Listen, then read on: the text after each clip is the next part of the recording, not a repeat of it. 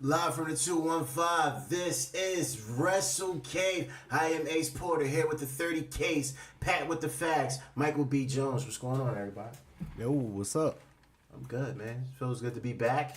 And as always, you can find us on Facebook, Wrestle Cave Podcast Facebook group. Join it. You can find us on Twitter, Wrestle_Cave. You can find us on Instagram, Wrestle Cave. Enough of that. Ace, how the hell was Chicago? You were there. Talk. Listen, man, all I know is we set out a goal. We wanted 1,000 members, and we surpassed that. We're close to 1,100. Chicago was fucking lit. Shout out to everybody in Chicago. Shout out to all our new members for welcoming me and Wrestle Cave with open arms, and it was really, really dope.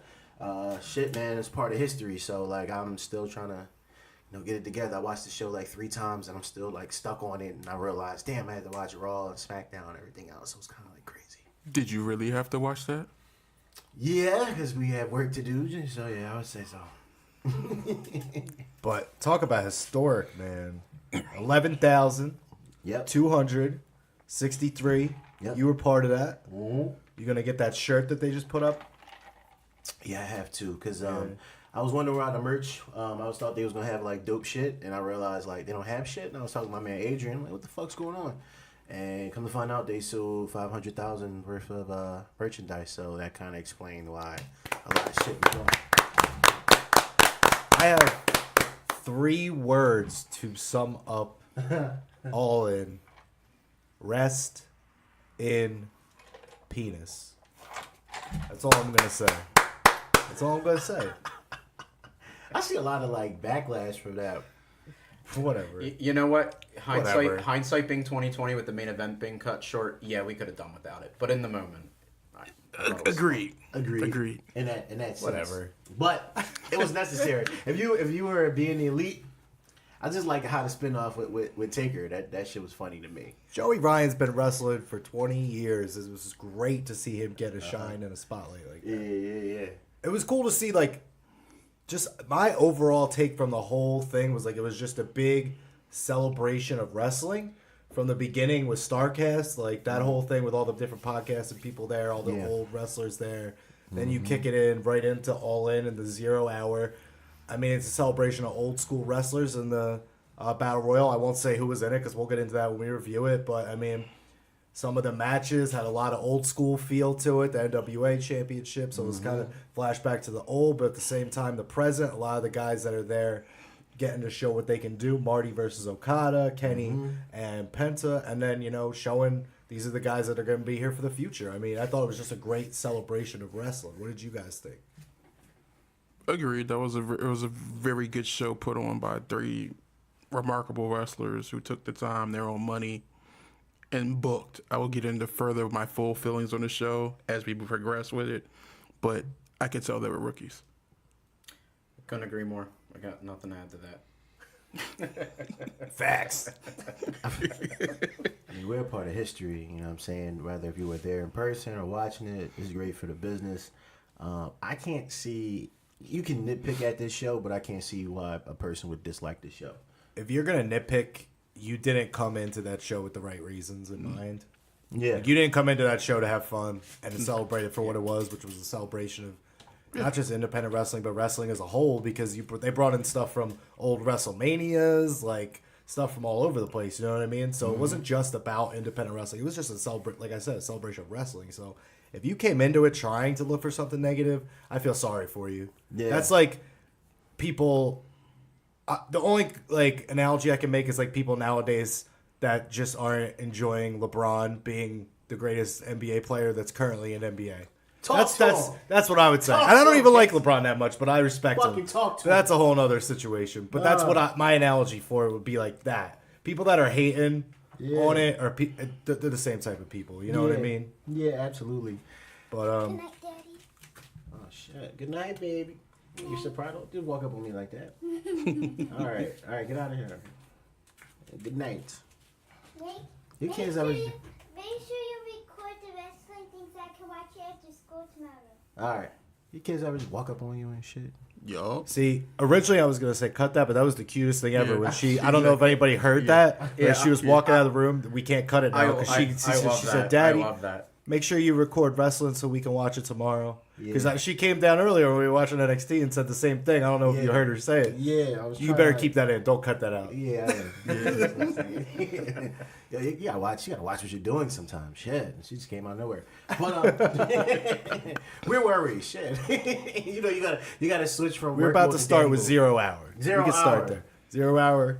196,000 viewers on WGN America. Mm-hmm.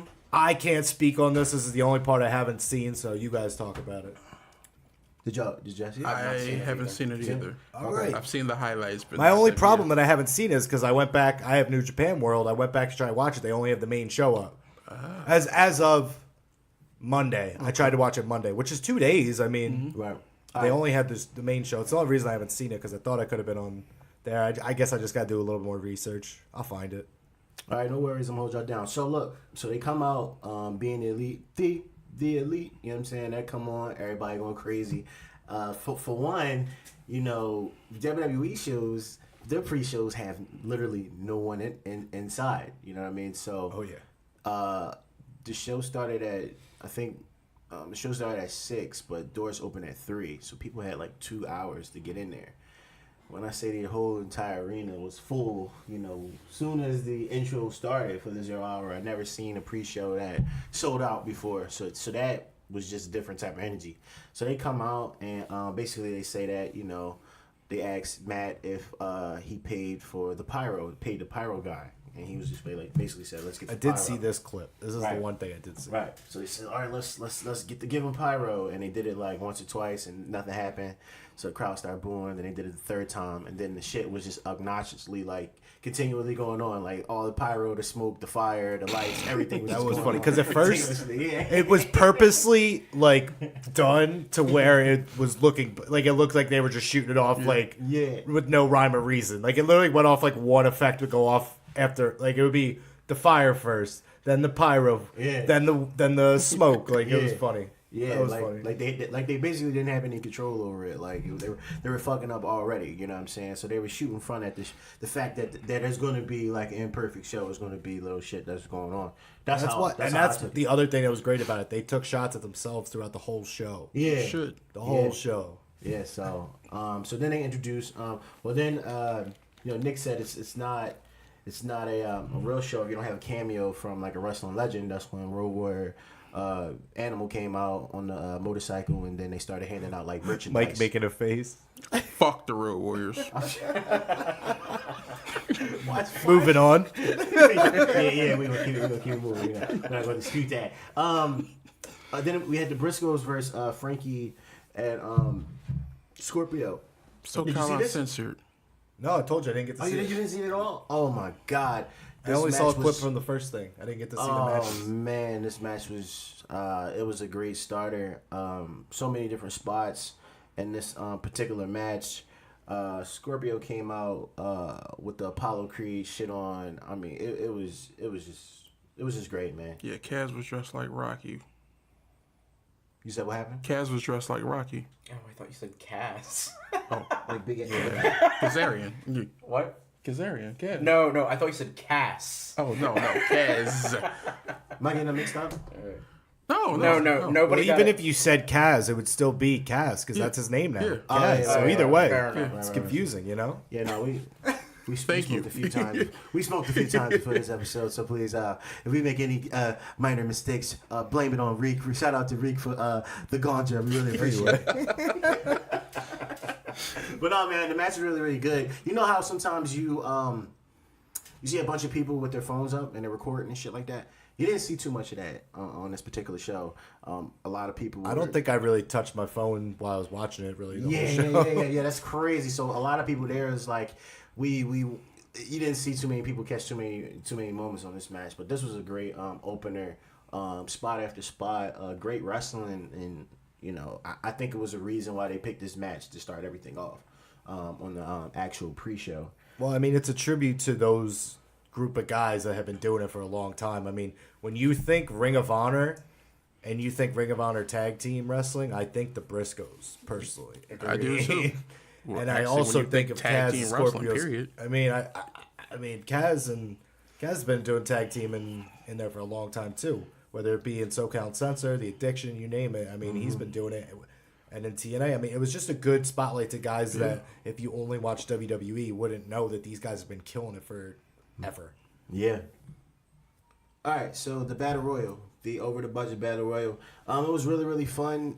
You had some of the old guys. You had Bubba Ray in there. You had Billy Gunn in there with his son. You had some of the new guys in there as well. Coca Cabana was in there. What's the little guy's name? The little small dude. Marco Stunt. Marco Stunt. He was in there. He had a spot. Who was the chick in there? She was strong as fuck. I can't think of her name off the top of my head. Jordan Grace. Yes. Jordan Grace. She had a spot. Everybody had their own spot to shine in here. Bully Ray, he powerbombed like a luchador dress gentleman, right? In the beginning, El Chico, luchador. El Chico. He powerbombed El Chico, put him down. Everybody got their spots. Towards the end of the match, it came down like Bubba Ray and Colt Cabana. Bubba Ray appeared to look like the one that was going to win, and then El Chico threw him out. Super kicked him, then threw him out. Come to find out that was motherfucking Flip Gordon. I called that shit on True Hills. Yes, you did. I heard you. It was very, very fucking dope and fun. Now to the main card. MJF versus Matt Cross. It was a very, very good match. Some people were having some issues getting on to see it live. Am I correct, Casey? Yeah, Pat. Right? We had a few streaming issues.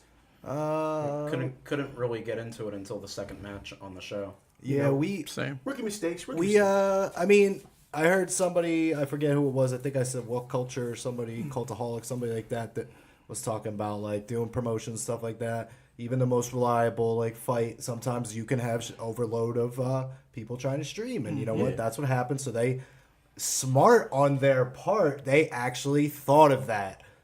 So you know what? You know how much people would have shit if we missed any of those matches. They thought of that, and they put that match on first. Now I'm actually upset. I missed those two because both of them are really good. Matt Cross, Son of Havoc, killing it in Lucha and in other places as well. MJF. Wrestle for CZW, MLW. I mean, both really two guys that could go. Pat, I mean, we finally got it to work, though. Yeah. How many times did it take, you think? Probably 15 times at least.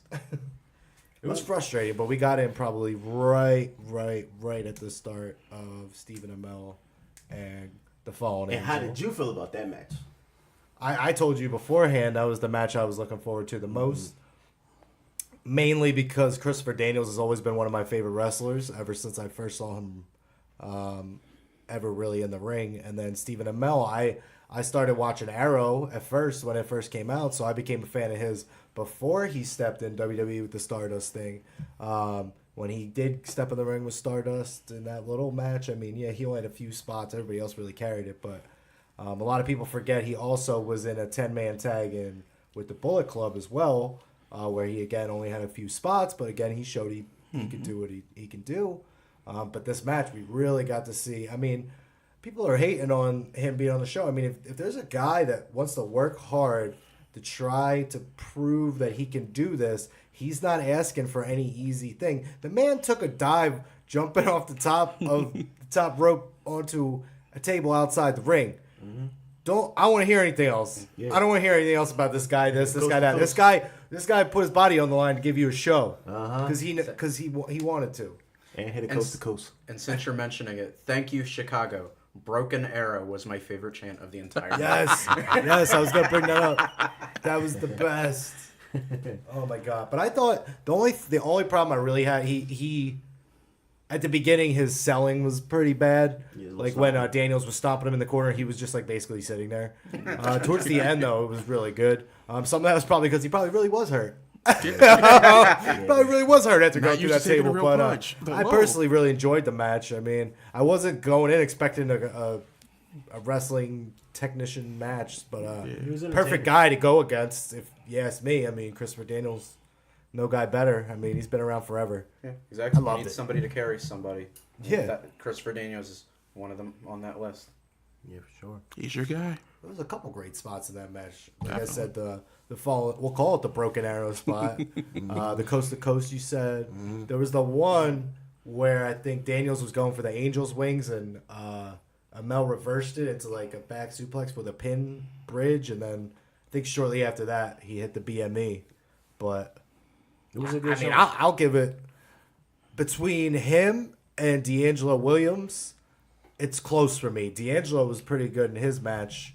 Surprisingly, His couple, yeah. he had a couple, right, Yeah. Pat? A couple in Impact, yeah. I thought he was pretty good. It's pretty close for me, but I thought he had a good showing. Yeah, and like I was trying to say, it was one of the weaker matches on the card, but that's not an indictment on it. It's No, just I because of everything that came after that. You know. And a guy that's never wrestled a one-on-one match, you're gonna get that. Yeah, Exactly. You know know how what much I mean? heart you gotta like have for that particular stage for all those people to be able to see it. He's all got over. balls for just wanting to do that, Yeah, man. definitely Yeah. going in there. My and hat getting it off to done. him. Literally, yeah, I'll take it Christopher off. Daniels is at that. You know what I I'm really saying? took it off. Who we got next, kid? Oh, sorry, I made Pause. myself laugh. Pat, take it. Should be We have the women's match, Pat. I know you like a lot of girls in this match, so Oh. not like that. The women's match, you had a lot of Tessa and Madison. I know you like Yeah. them, and Chelsea Green. It's a lot of your girls from Impact, so Yeah. figure nobody better to talk about this match than Pat. Probably nobody worse than some. Oh, yeah. No, okay. It was a good showcase for the women. Couple big spots here and there. Most one that stands out most to me was Chelsea Green's. The Bursky boot. Yeah, good homage to her boo. I will make this comment. Impact spoiled it weeks ago that Tessa Blanchard won the championship at one of their tapings, and I assume the whole purpose was because she was at All In, but then she didn't come out with her championship. Like, what was that all about? I mean, yeah, she didn't, and then Kenny didn't either. Only Only the the Bucks. NWA, right? Yeah. That was the only, and the ROH. I wonder why. Phoenix came out with AAA. Oh, that's right. That's right. He did. Why? He has the AAA Mega, right? Yeah, He just wanted Triple Mania. Why you think he didn't bring out his belt? I was curious about that also. I don't know. He's probably told There, not to. there were. I don't know if it's true or not. I heard something that New Japan doesn't permit their championships to be shown on any shows that aren't theirs. I think also the other thing could be it wasn't about that. It was just about them. I guess that could be another thing. it's probably more so that because even with the deal with ROH, I've seen IWGP Championship at plenty of ROH shows. Yeah. Even though they have a working Yeah, but they have, I partnership, was gonna say they but- have a working, agreed upon relationship, so they defend it on each other, on each other's shows. But the women's match, I thought it was a pretty good match. I mean, Chelsea Green came out; she was half Chelsea Green, half Laura Von Ness from Impact, the Crazy Bride thing she does, which was awesome. Britt was Baker dope. came out to Adam Cole's music. That was dope. That was awesome. All those Tessa women. came out with Tully and Magnum. Did you know that was Magnum and Tully? No, I didn't. No, they should have put they should have told you, man. Yeah. No, they didn't say. You should've told you they while don't you were say- there. They don't say shit. They just expect you to know. yeah. It's And like, then Madison Rain, who will be in the upcoming Mae Young Classic, she also had a really good showing in this match, I thought. Yep. overall, I think it was a great showing. They kind of blew the spot at the end a little bit, kind of like. But other than that, I thought it was a really, really good match. So at this point in the night, how was the crowd, Ace, when you were It was there? hot. It was hot the entire night. There was never a moment where it wasn't. It was kind of like exhausting at the same time. But In a next good thing way. you know, we were trying to figure out what was next after that because that was a dope ass match. And then on the Tron, it showed Cody, and we were like already because we didn't know. Like I thought maybe. Oh, Tessa picked up the win, by the way. Yeah. She definitely picked up the win. And one more thing, while we're on it, I guess her too. one of the things they did throughout the night, I don't know if you noticed this, they swapped commentators out for different matches. Only Dalton Castle, I So think. during the women's match, they actually had Zack Ryder's ex Emma. I forget who the other one was. It was what's Mandy Leone Okay. Yeah, I from only, Ring of Honor. I only noticed Neil Dalton. Dashwood, get it right. Dalton had that She'll shit always be popping. Emma. Dalton had that shit popping. That's the only person I knew that. I wish he wasn't hurt, so he could have been a part of that show. Yeah. That was it was crazy. The whole crowd was I love saying his Dalton. name. But when I looked at when we see I'm the glad screen, he's that- hurt. Huh? I'm Oh, glad God. he's hurt. Why? You don't like Dalton? No, Whatever. He's a star. no, Dalton's a star. He's no. a star. You ain't like his title ring? I hated his title reign. I actually liked him before the title reign. The title reign made him look weak to But me. it gets like that sometimes. It was just the era of being the elite. It's not his fault. It had nothing to do with that. He just didn't seem like a good champion to me at the time. He should have had a run with the TV, I think, first. Yeah. Because that ROH title, it's so prestigious that only a few people have held it twice. Only a few people have held it. Exactly. You know what I mean? Like, it's not like WWE and all these other places where people like toss it around left Yeah, and right. Like, everybody's had it that's a several prestigious times. title, and he probably should have had a run with like the TV title maybe first before he got Ring of Honor. But I mean, it wasn't the greatest Ring of Honor title, but I mean, I still like him. I think he'll come back after this injury and he'll be better than ever. I like him. If he comes back on the edge, I'll like him again. I have no doubt he'll come back with something. Now the screen went black. Next thing you know, Cody was on the screen. Everybody was losing their shit because we didn't expect it to happen that soon. When man, the energy in that room, I don't know if I'll ever be, or I know that was. I was a part of the biggest fight Phil I ever been a part of. Dude, they took you back in time, man. Yeah, They took you back in time to like a NWA main event Yeah, championship match in like like that. the 80s, man. They took you back. That shit, like, you had chills in there. Like, I don't know, like, how did it come across on television? Dude, that was one of the most fun I've had watching a show in a long time. So Right. that match really was awesome. Like right from the beginning when they like the backstage showed him with the Nightmare Family, with DDP, with Tommy Dreamer. I think he had Glacier with him. He had his damn Dad-in-law. dog with him. His Yeah. dog came out, Dad-in-law, Pharaoh. wife, yeah, Oh everybody. my god! And then they had all like the a couple of the ex NWA champions come out with all this, and then they had I think it was Davari, Yep. Davari, Tim Storm, Jeff Jarrett. Jeff Jarrett. So it was cool. Like you said, it felt like a big fight feel. Yeah. But then everybody went to the back and they let him go. And then when that bell rang, and It was you the just hear- MMA entrance style to me. Yeah, yeah. Like that's the energy I felt like going to. I've been to UFC fights before, so that's the energy I felt Yeah. like watching that come on. I was like, okay, cool. And all the documentaries that they were shooting has been helping a lot. Very well shot for the 10 pounds of gold. That's a really good all series. incoming. Yeah, but I said they've been doing great, making me care about that belt again. All yeah. incoming, being the elite, like all three of those shows just build it up. So like when the bell rung, like motherfuckers started going crazy, like someone just hit a crazy spot or whatever, and they didn't do anything, they didn't touch nothing. It was really really crazy. Some people wanted to see Cody lose. Most of us wanted to see him win. I felt like him winning would elevate the title. Most people felt like he didn't. Shout need out to Earl Hebner too. Yeah, Earl Hebner was there. That was different. You know, Earl is a legend. I liked a lot of this shit. I love the storytelling of it. I loved like DDP getting involved and hitting the diamond cutter. That was 'cause great. Yeah, about 10 minutes into the match, I think. 10-15 minutes in. Yeah, he like, got cut all this caught Cody with an elbow to the Oh, yeah, head. elbow, yeah. And Cody like fell kind of under the ring table, under the table kind of. Yeah, And then he was down for a while. Earl threw up the X, right? yeah, So everyone was like, "Oh, the X." So Yeah. that was another shot, I think, Yeah. at WWE. yeah. And they basically tried to. That's play what it off DDP that came down, right? Yeah, Uh-huh. we think there's speculation that DDP gave him the blade because he left his blade. Yeah. So he And he waited hard for that. Huh? Yeah, he waited hard for that shit for a while. And even with the blonde hair, so that was dope. So when he got back in, he was getting his ass whooped like crazy, and then Brandy got involved and actually took the elbow spot for him. So that was amazing. awesome. Yes. That was pretty cool. And then he got up and started to get his shit back in. The match is like third gear now. He goes for a reversal, get rid of the legs, pin on 1, 2, 3. Everybody Yeah, go sunset fucking crazy. flip. Yeah, sunset flip. And then he 1, 2, just 3. sat on it. Yep. And that shit was fucking insane, bro. Yeah. We And went then fucking crazy. that moment after was just like everyone, oh man, Yeah, everyone people went teared up. crazy. People teared up. Definitely a People feel crying. good moment. Yeah, that match was the one I was most emotionally invested in going in, during, and after the match. I'm frankly surprised I didn't tear up a little bit because I can get that way for some of those moments. I think what was missing for obvious reasons was Dustin. I think I would have lost it if Dustin had been out there for that. And I think he should have, but I think he was in Japan. He The did Raw post like roster a or something message like that. after. Yeah. Yeah, he posted a Video. video congratulating Cody.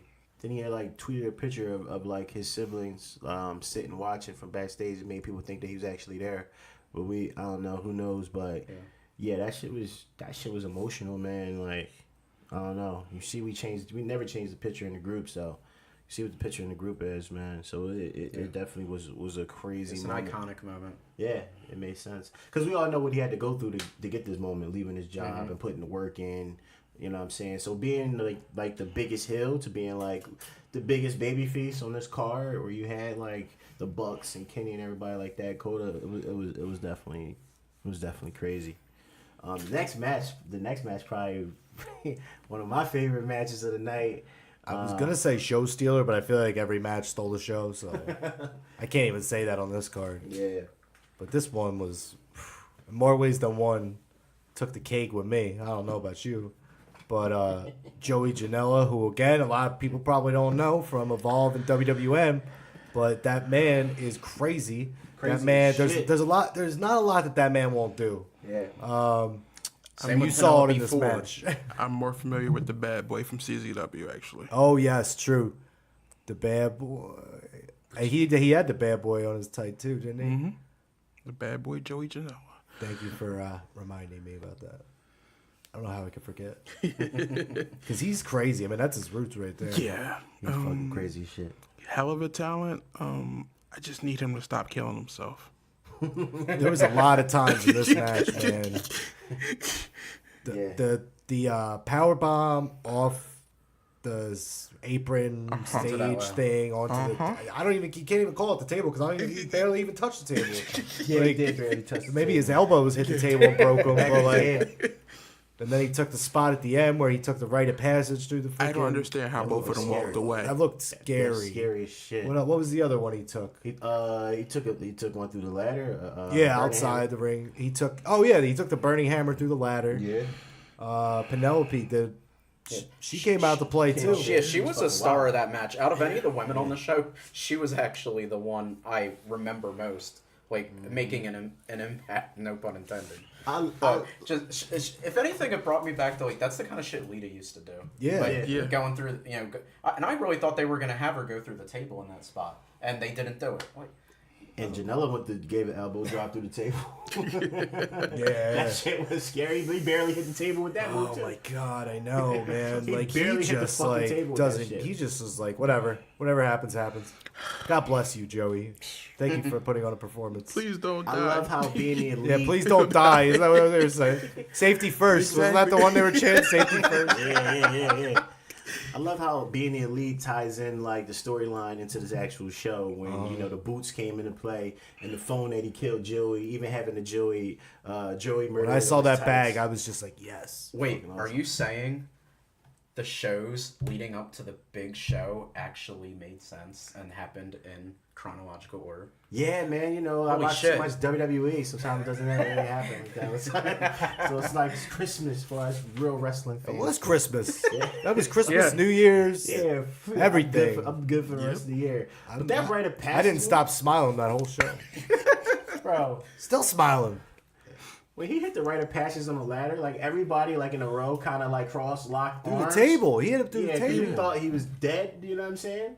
And then came out the actual dead right after that, which a lot of people he got a lot of heat for, but I fucking loved it. I loved every moment of That this was shit. hilarious, The man. Taker theme type shit with a bunch of dicks was hilarious. My God.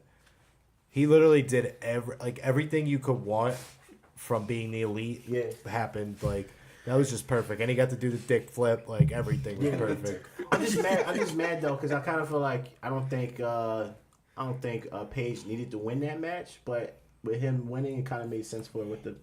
I'll tell you why it makes sense. That whole show, everyone in that arena came there to see the Bullet Club / being the elite win because they love those guys. They came to that show because they believe in those guys. So they want to see them win. Yeah. I mean, so I get why they all went over. And people complain about that and be like, oh, they put themselves over. No shit. They gave the fans what they wanted to see. Yeah, I just wish some other person. I know people are used to that. Yeah. What were you going to say? I kind of wish that two of those wins, win losses, and I'll get into it later when we talk later down the line. But I know you called one. yeah. You're upset with that one? I'm not upset with it, but I kind of felt like we'll get into it. But Jay Lethal, even with the storyline with Flip, well, we know Flip's storyline. Well, first of all, before we move on, Page won, and then it gets lights out. Hey, Michael, please tell me what happened after that, because I know how you would like to break that scenario down. All right. This is probably one of the either you hate it or you love it segments of the year. Right. Lights go out. You see. Rest in penis. Rest in penis. I'm getting that T-shirt too. That T-shirt will be hard. Pause. Quit. I'm out. Lights go out. I believe you see footage of Joey on the Tron. Oh yeah. Then Getting a little excited. Get a little he's excited. yeah, he's laying there dead, and all of a sudden, yeah, you should have seen it. You watch it yourself. Yeah, Big bulge. yeah. Then all of a sudden, druid penises walk out. Dill druids. Yeah, yeah. That was awesome. And then I don't know. they all line the aisle for the resurrection. So to speak. Okay. I like that. Of Joey Ryan. Pause. Yo. And then Joey comes out and much to the chagrin of Adam Page. Yo, his face like he's holding shit. He's like, he's dead. No. How did you do this? Seen a ghost, literally. Yep. Oh, fucking hilarious. Penis ghost. Oh, man. Joey got the spots back in. That disgusting spot with the lollipop disturbs me to no end. Oh, he brings that out of his pants. Yeah. Then he lubed up, too, didn't he? Yeah. Oh, he got a lube up. He looked like John Cena when that little kid walked in front of him at the steel cage. I feel like Randy Orton and Joey Ryan need to do something together. What is this Randy Orton thing? Like, I missed that. What was that about? Joey's got the dick, Randy's got the hand. Exactly. Apparently, Randy Orton, before he meets people, puts his hands down his pants, rubs all up on his penis, and then shakes the person's hand in front of them. The dick hand. Yeah. Dick hand. There was the meme that was like, you saw it, right? Yeah. The meme that was like all the dicks on one side, and then Randy was like, "You want to shake my hand?" Something like that. I never knew what it was. And I remember Sid was like, yo, I got an important question. You shake Randy's dick hand. I was like, absolutely not. Fuck no. But I never knew what it meant. Like, I never knew what it was. Well, now you know. Hey, man. The more you Oh, know. my God. Fucking Jay Lethal came out. Black Machismo. I knew this was gonna happen. I was so excited. I was hoping when I saw Being the Elite they were gonna do this.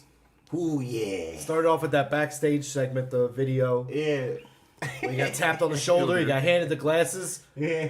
and it was all over from there. Transformation was complete. Oh, yeah. To my man, Black Flip. My man, Flip. Well, that's what I was saying. Like back to the beginning of what I said. Like today, like it was a celebration of wrestling because they were doing stuff from the Macho Steamboat match. They were doing stuff from the Macho Hogan match at WrestleManias. In years past, he was picking up Brandy, like Yeah. Elizabeth getting Liz, back. like, That was funny as there shit. was so many cool spots and throwbacks and stuff like that. Like it was just like just an awesome. That match had so many things in it. It was just so cool. That ending sequence was crazy. Yeah. What'd you say? The ending sequence was Oh crazy. yeah. Tell him. Talk on it. The top rope cutter followed by the lethal injection. I was like, he did.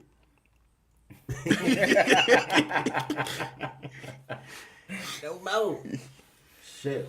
Next up, Kenny Omega, Pentagon Jr. Wait. After the match, Whoa. Bully Ray came down, started yeah, beating their ass, beating Flip's ass because getting Flip more won. shine. Yeah, more So shine. then Colt Cabana, hometown boy, came out, made the save. I forgot about that. And then another shot at WWE. They did the triple power bomb through the table. That was a moment. That was pretty good too. Now, Kenny Penta. Match of the night. Agree to disagree? I will disagree as well. Actually, no. I will get that one the match tonight. I'm sorry. I don't know. I'm angry I'm about that. undecided right now. I'm angry about the following match. So yeah, go for it. I'm undecided right now. Spots were amazing. Pentagon was over. He was whooping Kenny's ass. This was who can survive being dropped on their head the most. Yeah. That's what this was, and it was awesome. How many package pile drivers and one on the ring apron. And I almost killed him. What was the one spot? He broke his arm like he does in Lucha. And Kenny sold it pretty good. He had to do the one winged angel with his other arm.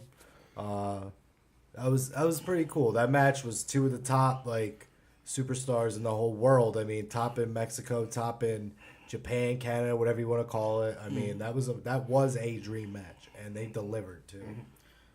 I was satisfied. It's not an indictment, but I was unfortunately a little broken in that the spots with the package pile driver on the apron specifically. That's currently going on with him and Sami Callihan in Impact. And as I'll wait to say anything until we get to after this match, which I'm sure is right now.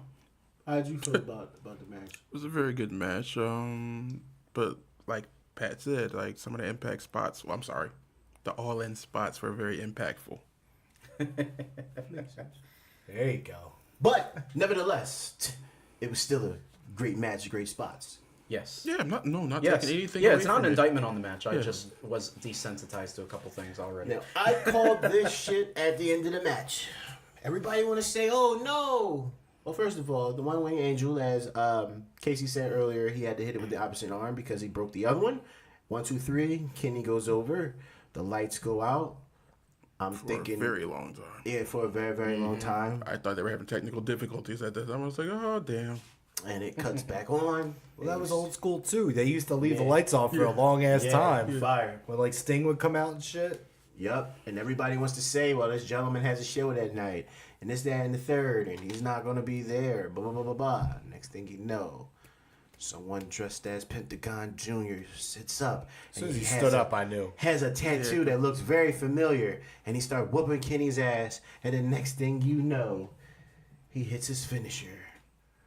I can't think of the name. Or the Code Breaker. Correct? I can't think of the fucking name right now. Flew across the ring and hit that. Flew across the ring. I like this version of Code Baker better. Yeah. Oh, yeah. And then he takes the mask off. It's Chris fucking Jericho, a.k.a. the GOAT, the greatest of all time. Fight me. I don't give a fuck what you think. He is the greatest wrestler of all time. And then he gets on a jet. Or before then, he says, I'll see you at my cruise. So that was a cheap plug for, promo to get some more buys for his cruise. Because we're going to see Kenny versus Jericho Part 2 only on the cruise. That was fucking fire. And then he flies and does a show that same night with the same face paint. Legend. Fucking legend. Hey, Sami Callihan, Jericho stole your spot. You're both going to be on a cruise ship at the end of October. Vengeance. Do you think Vince cares that he showed up there? Yes. I don't think Jericho cares anymore. So Yeah, I don't think he does. Jericho doesn't care anymore, but Vince cares. Jericho's seen how much money he can make and how much he doesn't have to work. Yeah. I think now he's like, as long as Vince is, I mean, I'll go back if Vince is cool with me doing this, but I'm going to continue to do this. He's big enough where he can call I think some that's where shots. he's at. Yeah. Makes sense. He's fucking great. He's fucking GOAT. Now, this next match would be it was between that last match and this match for my match of the night. Marty Scurll, the villain, versus the Rainmaker, Okada. I got my Okada shirt on right now. I was so Oh, happy. you're going to hate me. Go for it. This was the match I was most disappointed with. Why were you disappointed? Because Okada felt like he phoned it in for the first half of the match. That was the point. No, just I get that, but I was just like, I don't like for this. I didn't want to see that. I wanted to see him go the whole time. You answered my question before I asked.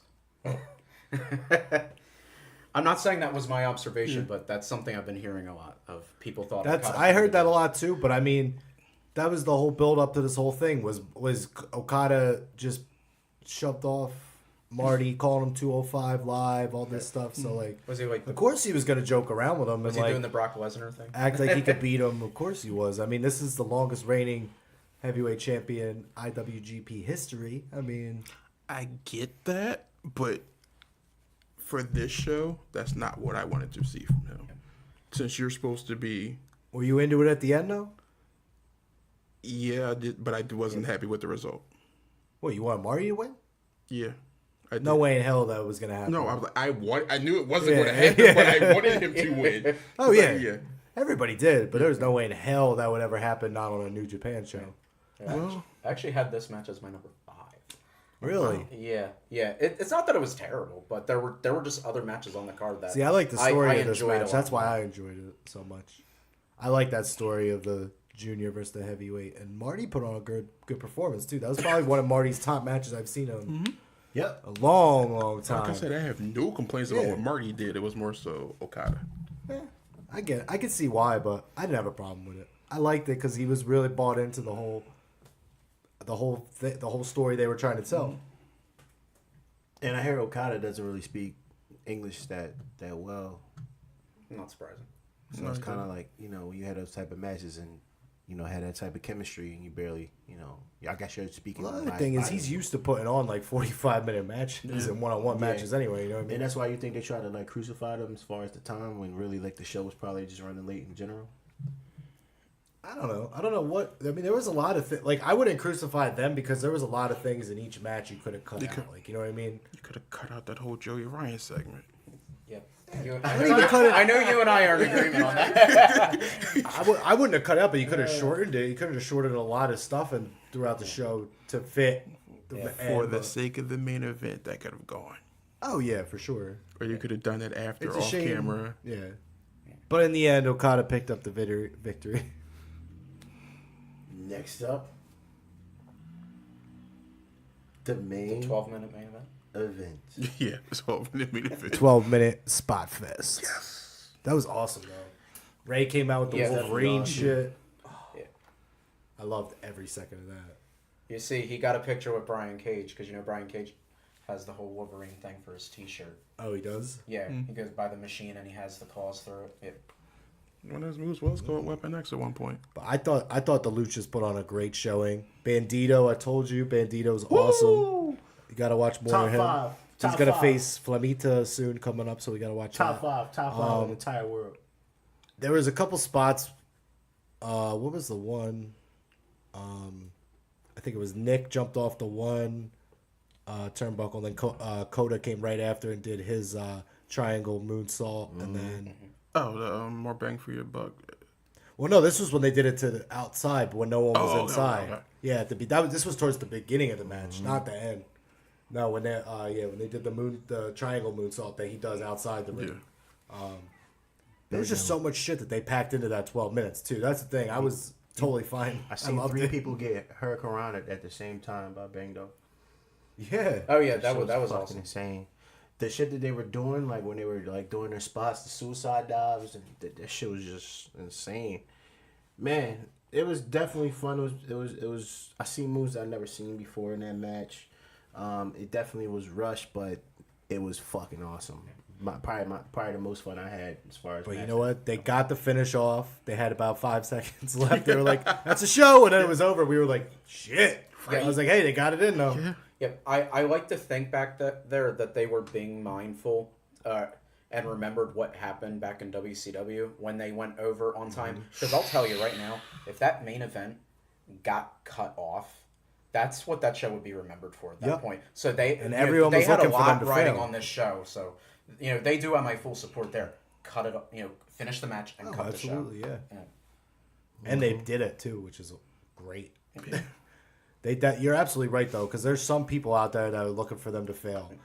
I don't want to name any names, but I will. Jim Cornette, because I listen to a lot of podcasts from Saturday night to tonight. I listen to Cultaholic. I listen to Taz. I listen to Going in Raw. I listen to you name it, I listened to it, and these freaking people, the only person that had a problem with it was Jim Cornette, was like the pay-per-view. He hates the He had world. to nitpick here and there and all this shit, and I was like, you know what?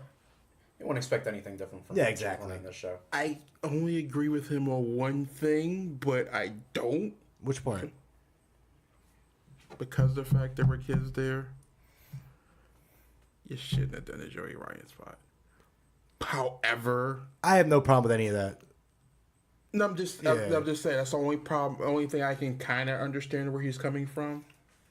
But if you like you said, if you watch Being the Elite and all the other stuff, Yeah, you know. Yeah.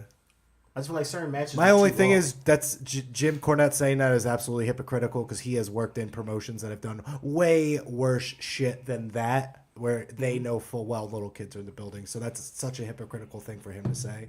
So he can shove that comment right up his ass. As far as I'm concerned. So, And any people bringing their kid to that show knows full well what is going on there and being the elite is. So Go to that's on WWE the, with that that's shit. on Go the to parent. SmackDown. But That's they might not, not have known as that far was as I'm happening. concerned, that's not on the performers. That's on the parent bringing their kid to that environment Smack anyway. down with So, that bullshit. I mean, I don't know. Jim Cornette's just looking for a reason to bitch, in my opinion. I think it was great for the business. The Rock actually, spoke on it. To Cody, Daniel Bryan, Mark Henry had tears in his eyes with the Cody match. It was a great night for the business. It was history. I was happy to be a part of it. Everybody was a part of it, regardless if you were there or not. It was just a great time. Very, very fun show. You could nitpick on a few little things, but I mean, at the end of the day, if you didn't like this show, you got a fucking problem. You got a real problem issue. I don't know. Fucking watch fucking WWE your whole life and just stay over there with that bullshit, because this shit is just beginning. I feel as though it's going to be a second one. I feel like there's going to be why go somewhere else and be a part of this machine when you're doing something that's never been done. You're in uncharted territory and you're at the top of the mountain of that. The NWA title is in a better place now, and it will be on a bigger scale. yeah. Most relevant it's been in probably 15 years at least. Yeah. But 15's being generous. But you never forget money talks. And they're going to get money thrown at them ridiculously now. I don't even Now think that it's about now the that the money show anymore. was a success, people are going to try to buy in. But the whole point of that was to do that and for it to be not funded by anybody. That was the whole point of that. I don't don't think it's But the about guy money. that put on the event walked away from the money and put that event on. So Yeah, and then that whole argument kind of throws. Well, for him, only for Cody, Yeah, not for a lot of the other people. Yeah, for the other people. But for they might Cody, want I the mean, money. that argument. I mean, he walked away from all that. But like guys like the Bucks, The Bucks are going still at the same time, they're kind of making more money. They're making more money, they have more but percentage. But the lower level guys that were on that Yeah. show, like Marty, Hangman Page, those guys, yes, they want absolutely. the money. Yeah, they need the money. And Hangman could be a fucking star. Hangman could definitely be a star. He actually looks like he can fit in with the Forgotten Sons. Yeah, yeah. I don't think Hangman's leader. going anywhere. I think they're making a lot of money. Well, they said they're all sticking together. So They're all sticking whatever together. that means. Yeah. They're revolutionizing the them are business sticking again, together. and I don't got them. Five going of them are with WWE. sticking together. Not let's see. So Y'all want to talk about Raw? we have to. That's our job. Yeah. Yeah, we do, don't we? Okay, I'll say something because I want to start off with this. All right, the Bella Twins. So yes, You they can had a look, but match you can't against the Riot Squad touch. on Monday, and it was not great. I'm not going to pretend that it was some great match, but I think people are being entirely too hard on the Bellas. Bree specifically in this match, she botched 2 dives. It looked very bad. Did look bad. It was her 3rd match all year. Yes, whether she needed to spend more time in the performance center or whatever, but I just think people went way too hard on this. If it's your 3rd match back, don't do suicide dives. In rant. That was my piece. I thought the match was good. I thought it was a good match. The spots, she almost killed herself twice. But yeah, it was a fine match. We all knew they were going to win their first match back, and Nikki got the hot tag and racket tag. It was over. 1, 2, 3. Yeah, I look at it a different way. I don't look at it as like, oh, Nikki or Bree messed that up. I say, Bree, how you gonna get mad at Daniel and his neck when you go and do something like that? That's what I think. Yeah. That's funny. That's funny as well. You watch Total Divas, she's all worried about him hurting himself. I do have one other problem with that match. You built up the Riot Squad for months, just trashing Sasha and Bailey, only for them to get destroyed by 2 people who haven't wrestled pretty much all year. Welcome to the WWE, bro. Welcome to the E. I'm sorry. I'm thinking logically. I'm sorry. Yeah, we can't do that. We can't do How that. y'all feel about Braun? I totally agree with you, though. How y'all feel about Braun linking up with Drew and Dolph Ziggler? Can I say feelings to the end of the show? End of Raw, because it's gonna explain further my frustration. Yeah, that's good. That was the first segment though. So what was after the actual tag match? Well, the first segment was they came out and talked, and then the Shield came out, Yeah. and then The big brawl. then the Shield got arrested, and Now that part I actually shit. liked. That was an old school Raw feel. Yeah, Stone Coldish. gotta do something. But I got problems with that storyline as the night progresses. But I digress. Okay.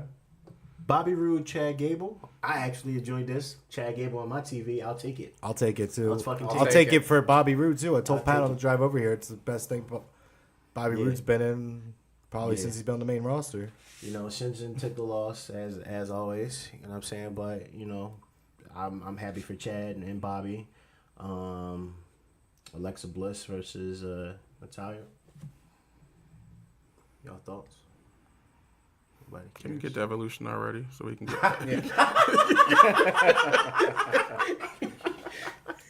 4 grown men at the table. No one cares. I care. It's just a lot. It's Yeah. just a lot to get through. Because there's certain things on Raw I really like, and there's certain things that when I watch it, I just don't care about. So I pick This and choose. this match I kind of went on the autopilot. I don't remember a whole lot about it. It wasn't much to remember. Well, Bliss defeated Natalia by submission.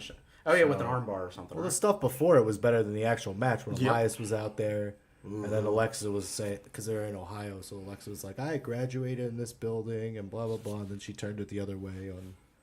She's like, and I'm glad I got out of here. Or Couldn't something get out of like here that. soon enough. As always, Alexa does a great heel promo. The B team versus the show. I'm not surprised by this decision. New tag team champions. Well, it wasn't supposed to be this match first. Let's, Oh, yeah, let's yeah. rewind. Yeah. We got to go back. It's It's supposed to be the Revival versus Oh the B yeah, team. poor revival, but I The think show wanted some competition, Yep. so they took them out. as they should. I'm just so happy to see that the tag team belts actually mean something again. And on a legit tag team. I've Yeah. been singing the praises of these two ever since they linked them together. Yeah, We finally got there. I totally said fuck. I don't give a fuck how they got in this match, but however it went down, they're the new tag team champions, and I am fucking happy about that. WWE, you finally did some shit that I actually really like. Casey, how do you feel about that? How do I feel about what? The fucking show with the tag team belts, baby. Good. They should give it to a tag team that's a tag team. Like if you're, I'll say this: give it to a tag team that you're going to let be a tag team. Because the B team can be a really good tag team, but you won't let them be. The Revival can be a really good tag team, but you won't let them be. Seems like you're going to let the show be a tag team, so you might as well give them the belt so I can watch some real wrestling. Yeah, I agree. You know, I have no problem with the B team or the Revival. I'm pulling for those guys. I love both teams. You've heard me speak about how I wish they would let them take themselves more seriously in the ring and let them do the goofy stuff out the ring like New Day. But you know what? If this is the direction they want to go, put it on the team that you're going to let be a freaking team. I'm cool with that. I love those two together. So you love two dudes with attitudes 2.0. Yeah, pretty much. Okay. You don't love it? I think it's great. It's just it's gonna just fall and hurt Dolph longer the more the comparisons continue like this. Hurt than he was before. He was. Yeah. This is helping So- Dolph. There's I was gonna nothing say, that's Dolph- going on right Dolph's now. been more I- relevant This than is he's the been in most years. No, no, I relevant he's don't- been. No, I'm not talking about his career is going fine. He's actually getting some credibility. I mean, like comparisons Yeah, to like, Shawn this Michaels. one's going to continue Who to. cares? Oh, I don't even think about that. I don't even. Yeah, you only think about that if you let it. Like, I don't even think about that at all because there's no comparison as far as I'm concerned. Shawn Michaels is about 15 steps ahead of Dolph Ziggler, in my opinion. I'm just looking at it that he's From an IC and champion. as far as tag his champion. career, in ring, totally different. We could talk about whatever. Totally different story. How many I knew titles what you were has he saying. won? That's why I was like, Yeah. I was agreeing. I wasn't arguing. You speak with I your saw- face before you speak with Yeah, anything I was else. That's agreeing. facts. That's why I answer you with that. Well, By the time he he starts speaks talking, with, yeah, but it's- it's already sunk in. I'll say something. Or I hear one of you say something. I just look at him and I'm like, oh, I know what he's gonna say. So I answer his facial expressions. Pat's just waiting for it to go down the entire time. I just answer the facial expressions Yeah, before he yeah. could get the words out. Well, Mike, what was your facial expressions when you seen Drake Maverick dressed up as AOP? This is complete utter bullshit. This was the worst idea ever. I thought it was. idea I thought it was Photoshop. It did like I was like, this is a joke, right? That was a meme. They meant well. It was the best idea for them. They need a manager. I don't think that they want the old man being with them every week. So they wanted. What was the best? Who's the best option? This was them admitting they were wrong. There were Now- better options still. Just, I guess, wearing a suit. That would probably been a better option. Even if somebody else could have done it. Like who? I'm bringing him up. He shows up later on his show, but why the fuck was Drew Gulak on Raw? Thought the same thing. He could be their manager. He can talk. And he can have them destroy people for not letting him finish his PowerPoint. Maybe he will. Yeah. Let me pose this to you. Since you watch Impact, what if he was still with the company? What would you think of like a Jimmy Jacobs being the manager for them?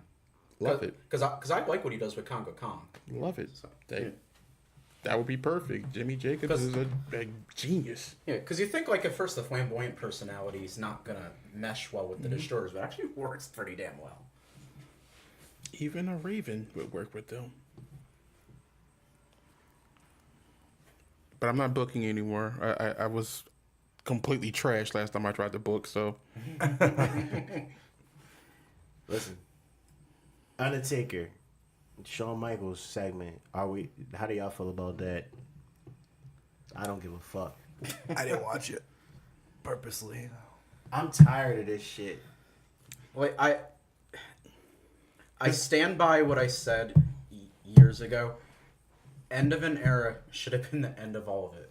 The three of them walked away, and that should have been the end of it.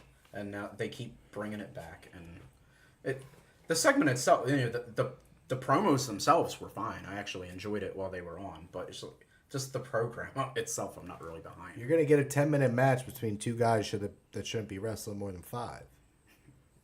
Triple At this H point in wanna their lose one career. more time, or does he want to just say he beat Taker? And But does he beat Taker? Are they just gonna let Taker keep Remember, beating they're- people on his way out the door? There's still 5 more continents where the era needs to end. that makes sense, but it doesn't. If you're not going to let Shawn wrestle, don't fucking tease it anymore. I don't want to be teased any longer. I don't think he wants to. I know he doesn't want. I know he doesn't want to wrestle, but I've never taken anything they've done as teasing it, to be honest with you. the tension between the two of them, it was like if he would at least It's let just him like, super kick he- the Undertaker, I'd have been like, thank you. Maybe it's just he's been so adamant about staying in retirement that like I just don't interpret anything as teasing it. If you want to stay retired, don't show up on Raw and talk. I don't want you on my TV if you're not wrestling. Well, I do agree with that, but Stay in the back and train your NXT guys. Don't fucking be on TV. well, you know they're trying to pop a rating for Labor Day. That's why they had those two on. I know, but just Which I know Labor Day will probably come into your point later, so I won't say any more about it.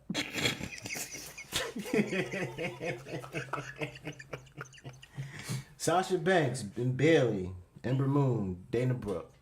Most random women's tag I've seen in some time. Do you think they're bringing out women's tag belts for this Revolution? I'm seeing a lot of women's tag matches, and what is the end goal here? Is it just filler or what? I took this one as purely filler and them teasing Dana Brooke leaving Titus also, Worldwide. this match had nothing to do with Sasha and Bailey. It was all about progressing that Titus Worldwide storyline. You saying? I'm sorry, the breaking up of Titus Worldwide. Then we had the main event next. Well, no. Then Kevin Owens came back 1 week after he quit. Okay, we got I another. got- We got another segment that we got. I got to trash. The gender. Nope. Yeah, I don't know what the What segment? shit. Oh yeah, no, not yet. Not yet. I'm sorry.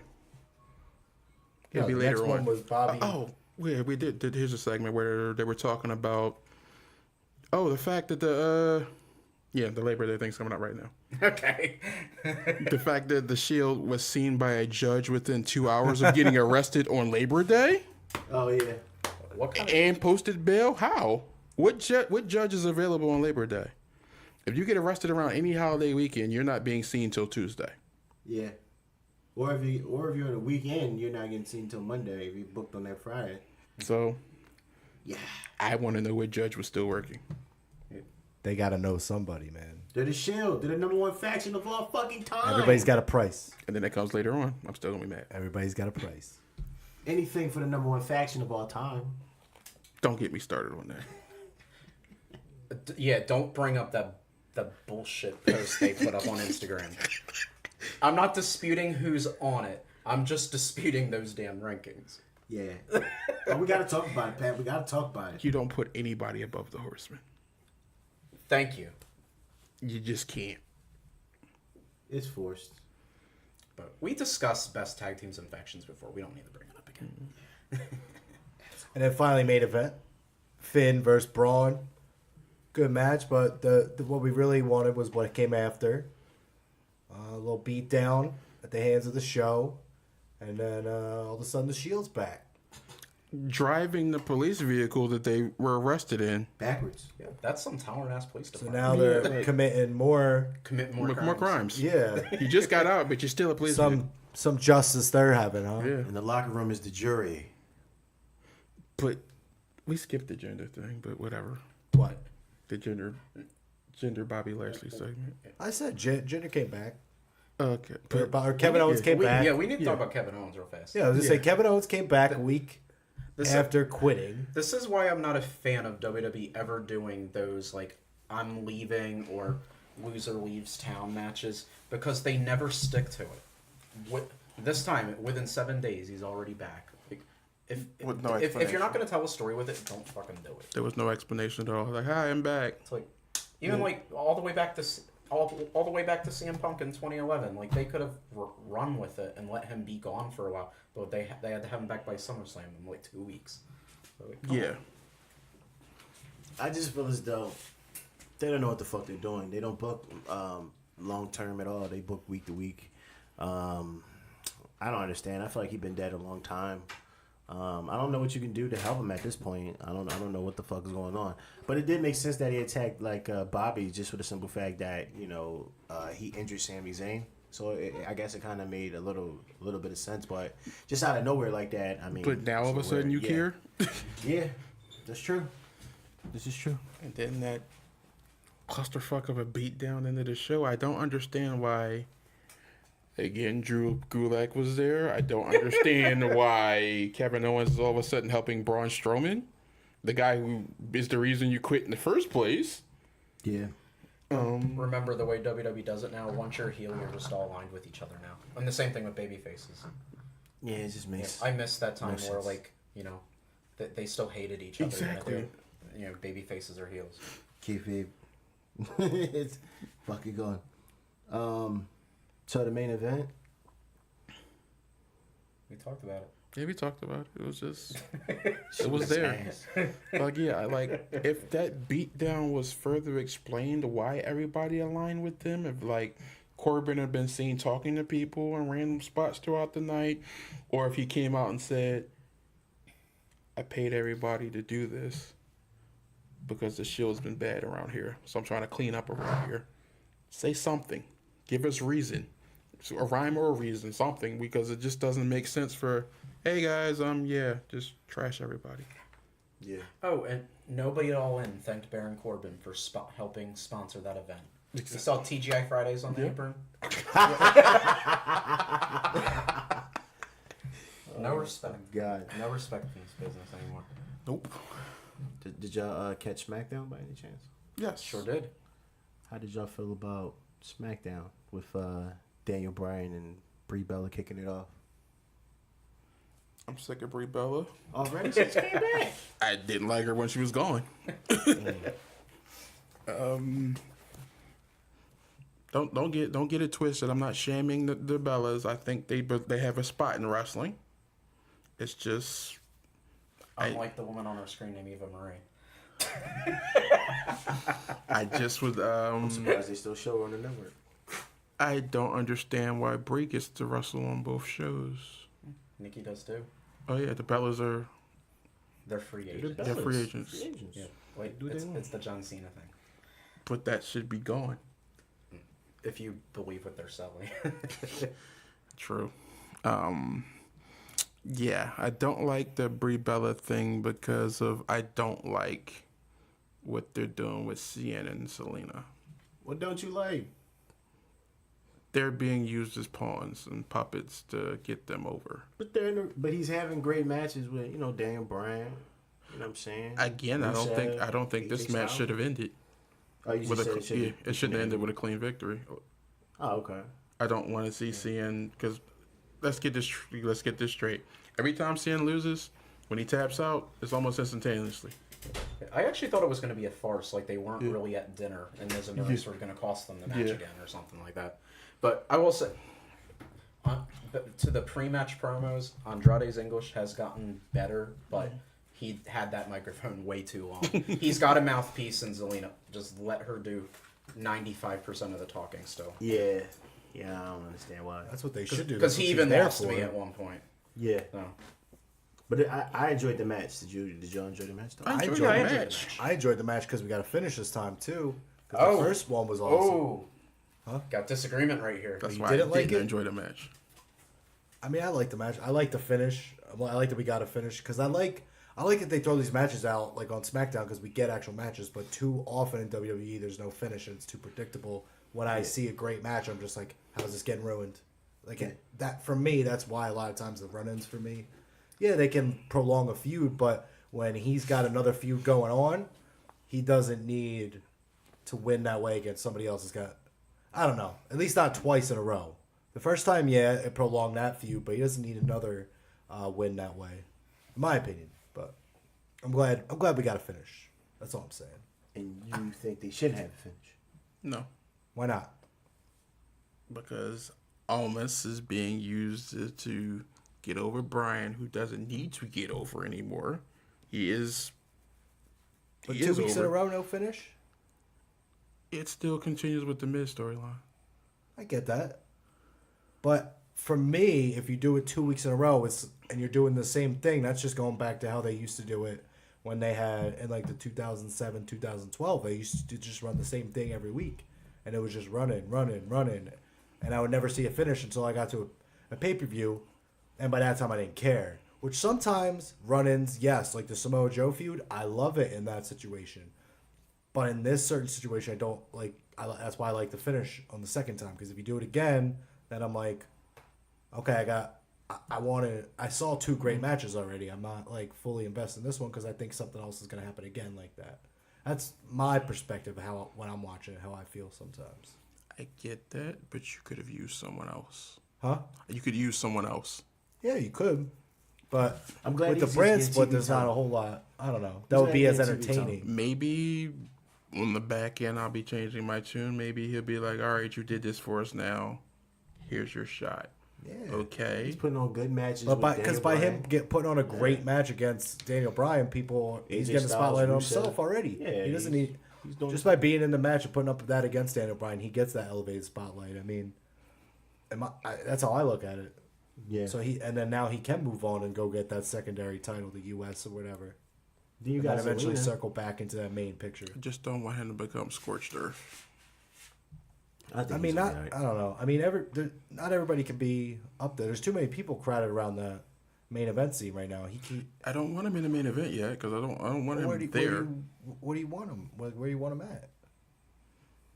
U.S. title picture. Well, yeah, but they have a whole thing going on. But he's gonna get there. But Yeah, lost to Daniel. they're building his name up before he gets there, I don't think a loss to Daniel. or else it's kind of like bad thing. not gonna be as I don't believable. think Because we know who he is, but not everybody does. Yeah, I don't think it's a bad thing right now. I think We'll just address showcasing. we'll address it again at the end of SmackDown. All right, Naomi versus Peyton Royce.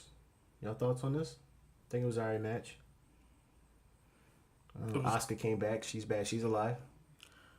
So off air, I made a comment as a joke with the whole possibility of women's tag belts coming up.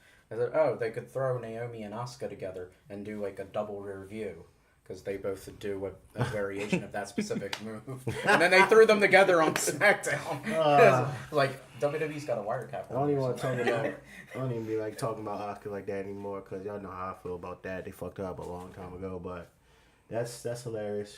Your thoughts, Case? I mean, it's something for all them to do because there's the main event that's already tied up. So I mean, you got other women on the show. You can't just have one storyline. So I'm glad they have something for them to do. I mean, at some point, Asuka will be back in the title scene. So will Naomi. But for right now, this is their spot. This is their storyline, and I'm okay with it. I mean, the Iconics. I'm a big fan of the Iconics from the NXT days. I'm not sure what they're doing wrong right now in their promo work as far as the main roster, because in the ring, I think they're doing a good job with their finishes of all the little like interferences. On the ring, where they used to shine a lot in NXT, I think is where for some reason they're missing it on the main roster. I'm not sure why, but that's one thing I've noticed about them. Just somebody else is writing their promos. Yeah, well, yeah, that is definitely it. I just even the way they deliver it is a little off from the way they used to too. Blame Road Dogg. Yeah. It seems like they tried to make him like a modern version of Lay Cool. Maybe they're trying to have them mimic Lay Cool too much instead of being themselves. Yep. Well, that's the problem. They want to put someone in a spot that they want them in instead of saying, "Oh, this is what these two can do. Let's have them do that."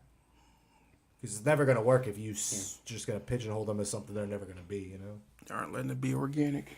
Yep. Makes sense.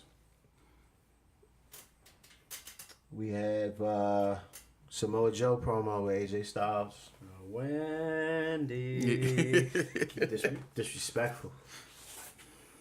Is it announced that it's a Hell in a Cell match? It's not. No, it's It's just not. a regular match. It's a regular The match. only ones Wow. right now are Jeff and Randy, Stupid. and then Braun and Reigns, right? Yep. Stupider.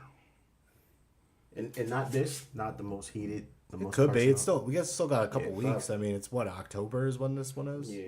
No, It's not the end of no, it's September, this it's next like week. Oh, it is It's next week. No, It's no, next no. week. Yeah. It's next week. Yeah. Man, I keep this. I thought it was October. Yeah, That's but usually when Hell in a Evolution's Cell October, rolls so around. yeah, September's Hell in a Okay, Cell. okay. Wow. They still got a week or so. They can still do it. It's not a big deal. If any match should be in a Hell in a Cell, it's that Yeah, one. it's the only one that merits it, They're in my going to. opinion. Their reasoning for the Hell in a Cell now with Reigns and Braun is to keep everyone out. Yep. That's the logic now. They'll break out anyway. It don't matter. Yeah. Pretty much. They'll break out of that. You know, God forbid they take the cell out for a heated blood feud. Never. Just What's next? What's next? The tag team match. Tag team match. Usos. The Rusev Day. That was a and fun Sanity. match. yeah, Definitely fun that match. was a fun match. The one thing that I'll say SmackDown consistently delivers is good tag team matches. Agreed. Whether it be on a show or a pay per view, because we had another good one last week in the triple threat. We had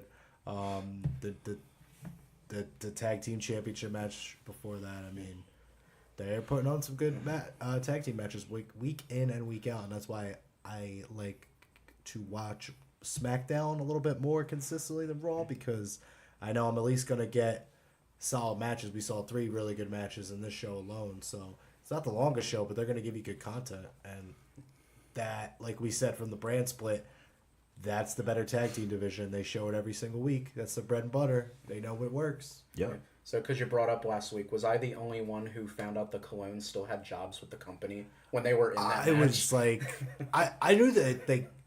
I didn't know. I don't even know what I to knew they think. still had jobs. I'm just trying to figure out who they have blackmail on. I don't know either, but I'm glad that that's another solid team that could be used on TV way more. Put them on Raw. Raw needs a team like that that can go in the ring. I don't know why they're Yeah. not on Raw. Seriously. I don't know why they're not on TV, period. Keep getting injured. We Yeah, have too. our troop in the Miz. What's up? Love this. I love Carmella. this. Can I just say the best feud in WWE right now? It's not AJ Styles and Samoa Joe. It's not Braun and Roman. It is R-Truth and Carmella. That is the best feud going on in WWE right now. Put it down. It's a lock for Slammies this year. R-Truth and Mella. What's up? What's up? The backstage stuff all night was hilarious when he kept calling Maurice Carmella, and then he I'm not went up to stating Carmella. I He's am like, "I trash." need you." He's like, "The other Carmella's gonna be out there," and even out in the ring, like that was a fun match. I'm glad we got to see our truth put on. That was the longest match I've seen in a long time. Good for him, man. Good for him. He's always entertaining when he comes out there, and he's another guy who's reinvented himself over the years. is one they've always misused. And I'll give WWE credit for this. Again, they reference history that The Miz and R-Truth were once a tag team. Yes, and they took on John Cena and The Rock. The awesome truth. And they got that terrible pay-per-view buy rate. Yep, that was Survivor Series, right? Yep. Oh God, we all remember to turn off that one. Just didn't turn it on.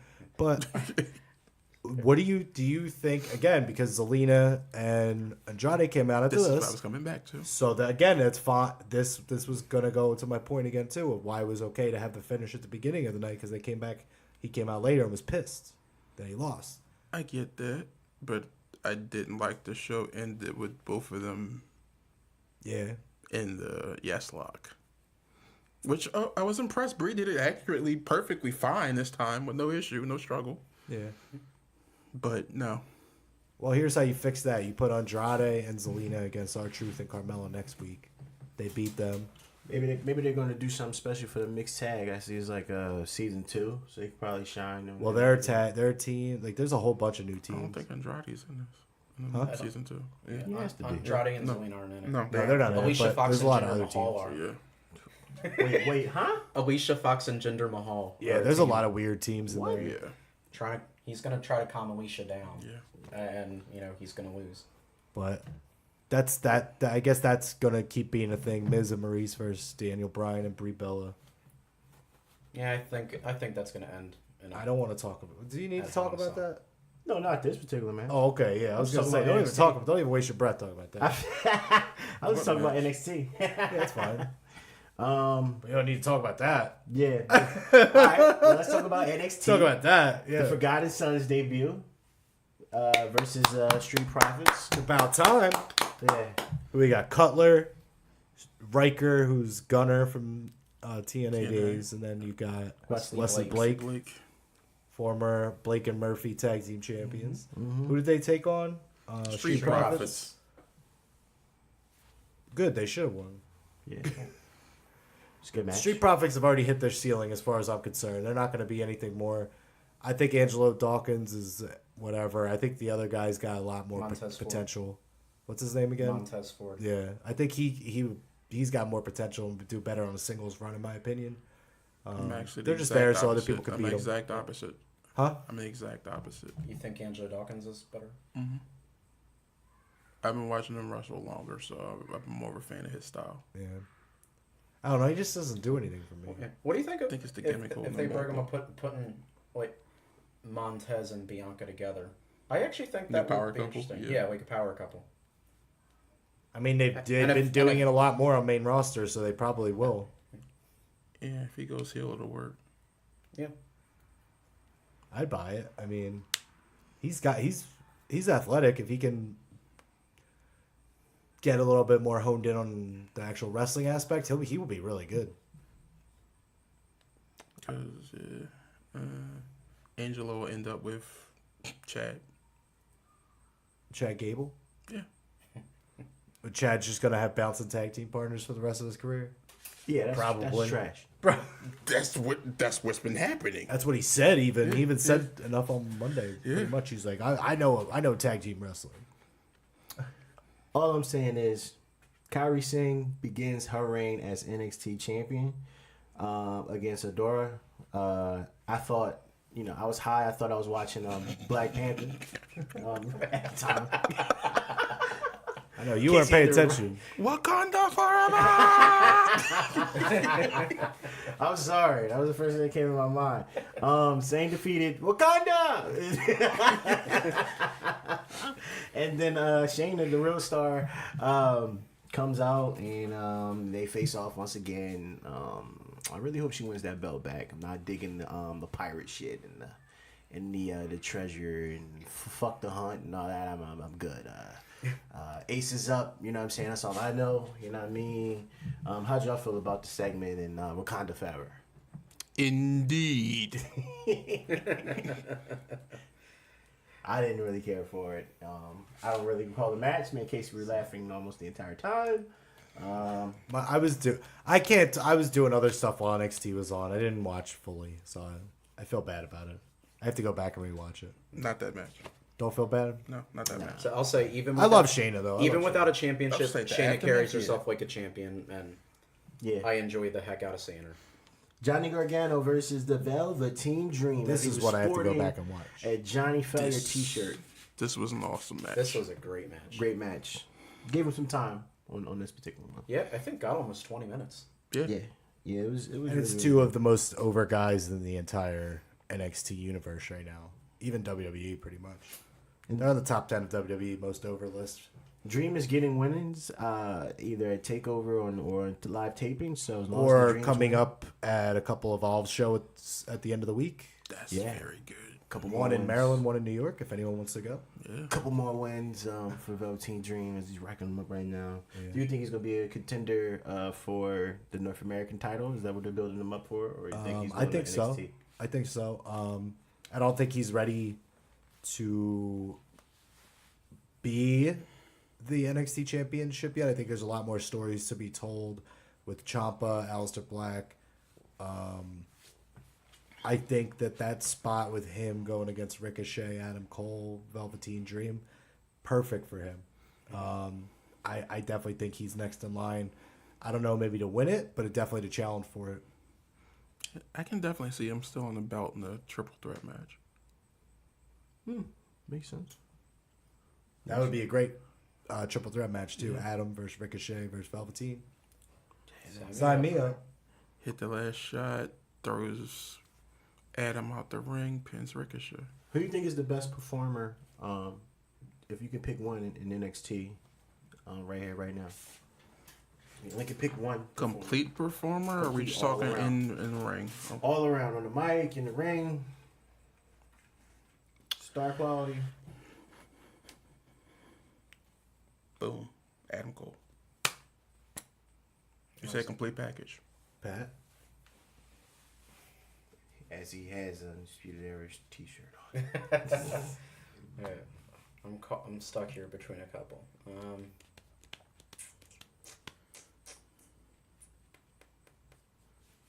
actually gonna go with Tommaso right now. I'm gonna be a contrarian here. I was gonna say Adam Cole. I'm gonna go Roderick Strong. Because up until recently, I didn't believe he could do anything on the mic or personality or character wise. But since joining Undisputed Era, his work with them has been outstanding. And his in-ring work, I don't think I need to even say anything. I'll do that. If you know Roderick Strong, I don't need to say anything. I still have a Roderick Strong Messiah the Backbreaker T-shirt with the yeah. old ROH logo on it. Oh yeah. Oh yeah. I would say Tyler Bate, but I have to say Pete Dunne. It's just I because already he knew has- that was your answer when you asked the question. He has 400 Tyler's 450. horrible on the mic. Yeah, he is, but he's great in the ring. But Pete, whether he's heel or face, he's still the same character. If you cheer him or boo him, he's been champion 450 days. He's defending that belt everywhere. I don't know nobody I don't know anybody that can out wrestle him or we're wrestling as good as him as at 20, 22, 20, 24. I think 24, 25. He's 25. Yeah. So, yeah. For him being at his age and doing what he's doing, I gotta go with Pete. As far as overall. I do have one.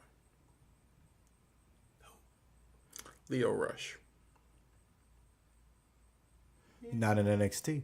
No, but he was saying at that age. Okay. Leo Rush. Oh, to that question. I got you. He's 23. He's 23. And Velveteen's only 25.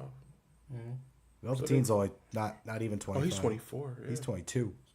So I don't. Yeah, damn. Do you think Leo Rush is better than Pete? I'm sorry, he's 23. He just had a birthday. Yeah. Velveteen. Thought that. Do you think Leo Rush is better than Pete Dunne? Personally, yes. Yeah. What about you, Pat?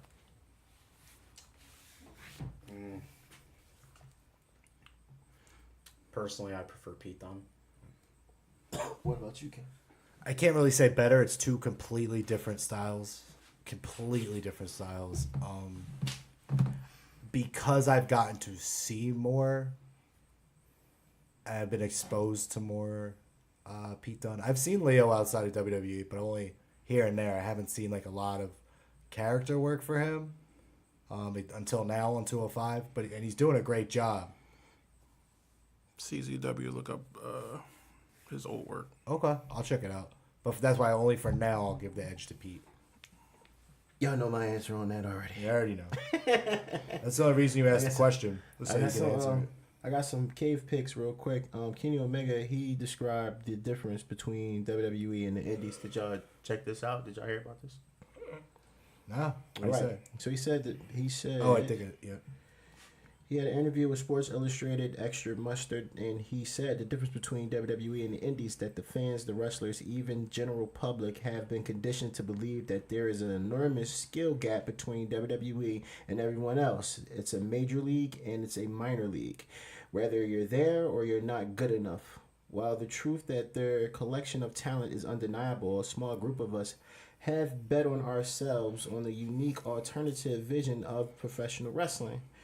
What they can offer in the flash, we offer in substance. While their writers produce television to certain demographic, we are producing stories for fans that they want a little different. What are y'all thoughts on that? I mean, he's not wrong. Like I've said plenty of times, there's different styles, but what he talked about at the beginning is that it's believed that WWE is the top and everyone else isn't as good. It's a myth, I mean, and it's being exposed now with the exposure of all these different promotions and in the accessibility of all these different promotions that people can see with their own eyes. They don't have to just believe it by word of mouth anymore because someone's telling them that. People can see it for themselves. A lot of people are, and a lot of people aren't taking that crap anymore, and they're watching what they want to watch. Makes sense. I agree with him. I wish more people would see it, but And it's Blackheart Leo Rush to be exact. What I'm not talking about, referring to his first character. okay. Got you. Also, Marty Scurll had some comments because Prime Time with Sean Moody, he basically cleared up the rumors because they basically said that he wasn't out there because he had heat because his match went a little bit longer, like at the curtain call after All In. He basically said the show was 14 minutes late and they told him to do whatever he wanted to do, but they were already aware of the situation of it being pressed for time.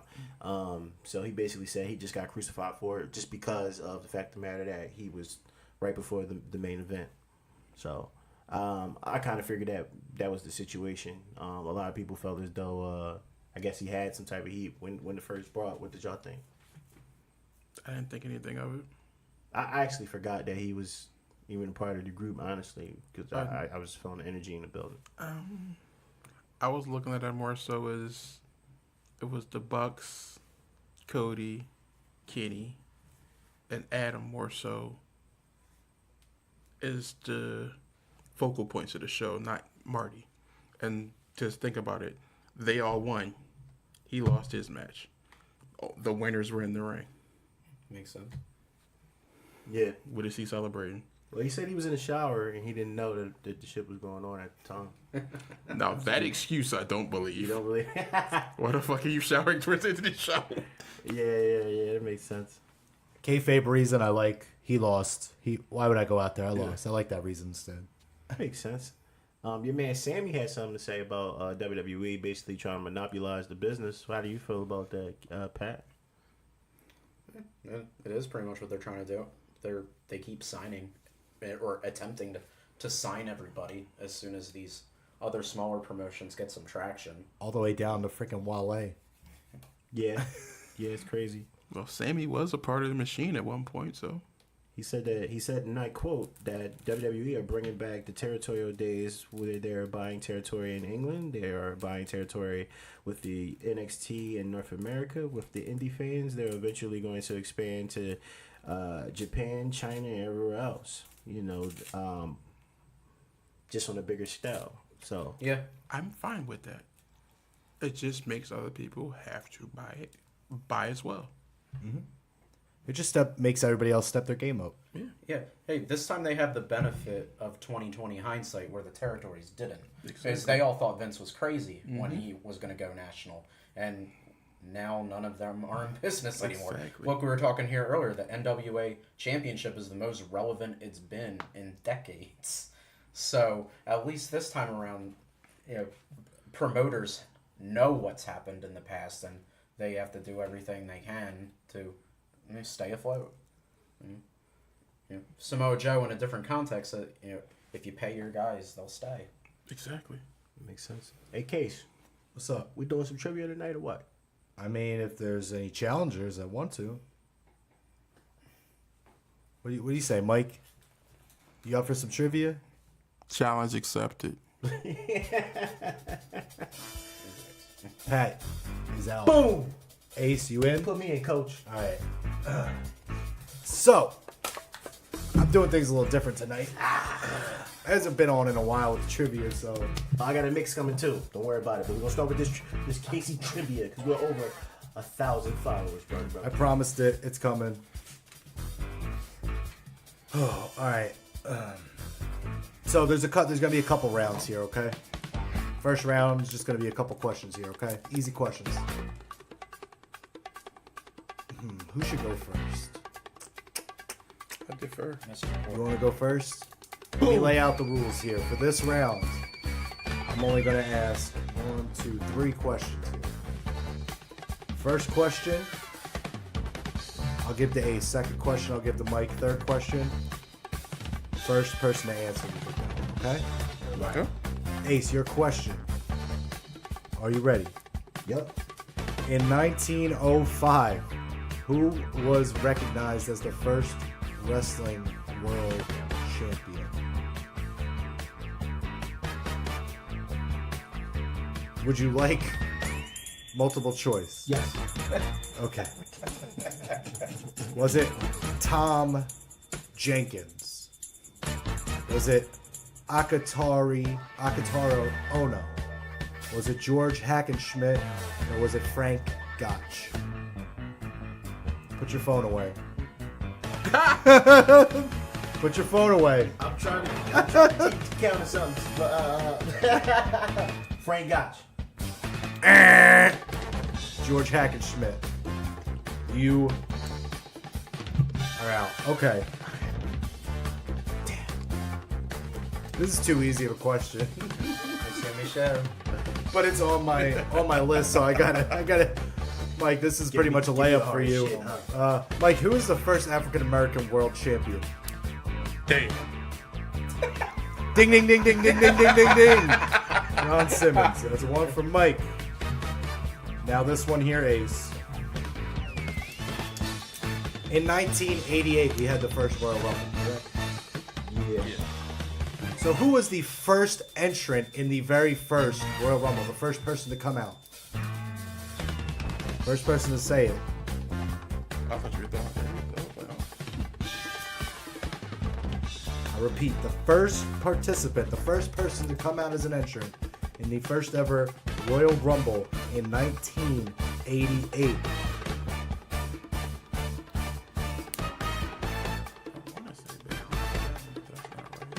Nope. That is not correct. Ace, do you have a guess? I will give multiple choice if Ace gets Multiple this one. choice. Who? No, you have to get it wrong first for the Who'd you say? Yeah, you have to get it wrong because he didn't get it. Because I know who won. Take a guess. Shot in the dark. Marty Jannetty. Incorrect. Okay. So was it Jim the Anvil Neidhart? It was Jim. Was it Hacksaw Jim Duggan? Was it Tito Santana or It was Bret Jim Hart? the Neidhart. It was Jim the Anvil Neidhart. Boom. You both got it wrong. It was Bret Hart. Oh shit. Google it. I watched it the other day. He was the first Yeah, person. I'm thinking I'm panning on my head right now. but Yeah. Okay. Yeah. I'm thinking Bret Hart. So when Mike, he- you are up. Oh, keep going. What were we gonna I was say? thinking about when he won the Battle Royal with Bad News Brown. They got beat up afterwards. Ghetto Blaster trophy destroyed. No, Bad News Brown won. Bret Hart came back and beat him up. Destroyed the trophy. I'm trash. Round two. Are you ready for round two? So after round one, that was 1 point for Mike. No, none for Ace. Okay. This is going to be a timed. Okay. This round, we are going to see how many you can get right in 30 seconds here. Okay. Well, shit. So, what I'm going to do is I'm going to give you a wrestler's real name, and you have to give me their wrestling name. Simple enough? All right. So we're gonna go. One of you is gonna go first. Ace went first last time, so Mike, you could go first. Okay. So we're gonna go 30 seconds, okay? Mm-hmm. I'm gonna check it off on here if you get it right, okay? 3. Oh, I started it too early. 3, 2, 1. Jonathan Good. Say pass if you want to pass. Pass. Actually, no, that's Dean Ambrose. You are correct. Terrence Guerin or Jaron. Right now. Correct. Kenta Kobayashi. Kenta. I'm sorry, Hideo Tatami. That is correct. John Huber. Pass. I know who it is, but pass. Right. Okay, 30 seconds. You got 3, bringing your total to... Oh. I almost wrote 5. See, I'm Ace, honest. are you ready? I'm going to do honest. 2 rounds of this because I got a lot of Ready. names. Right. John Huber's 30 seconds on the clock for Ace. Your first name starts now. Chad Allegra. Pass. Pass. Yep. Richard Blood. Pass. Peter England. Pass. Wow, really? Darren Matthews. Pass. Austin Jenkins. Pass.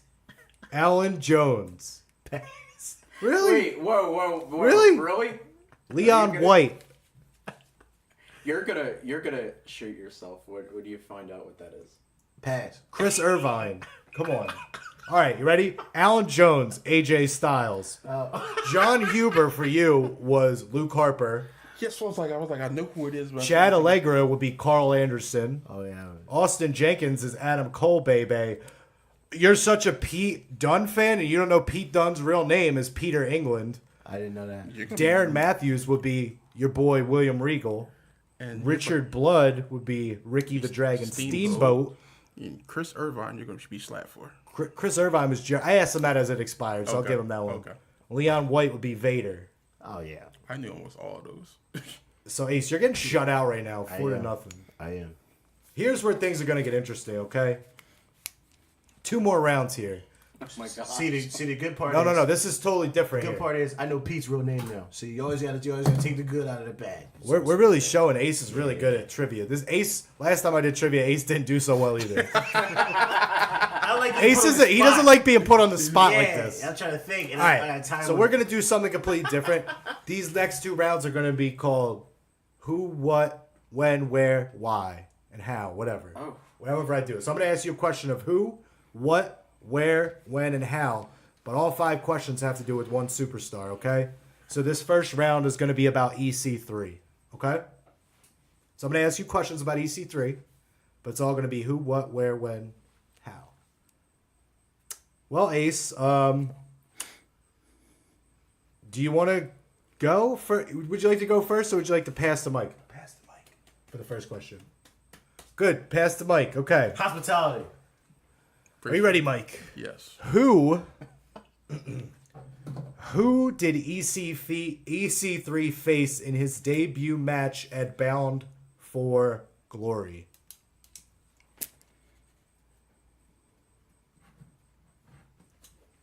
He joined as Ethan Carter III, Dixie Carter's nephew.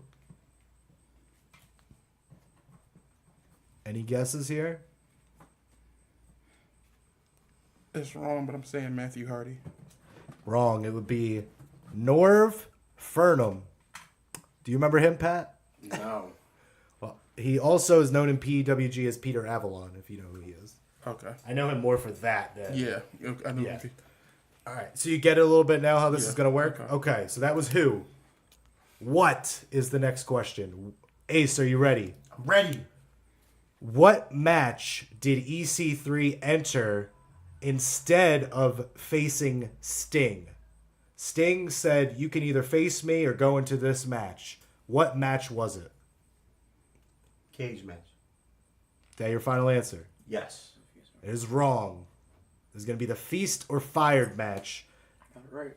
in which The non-participant got it right. I don't watch Impact. I know this EC3 was specifically written for Pat. These are written for you. Yeah. So he won the TNA World Tag Team, or he won the Feast or Fire case that was for the TNA World Tag Team Championship.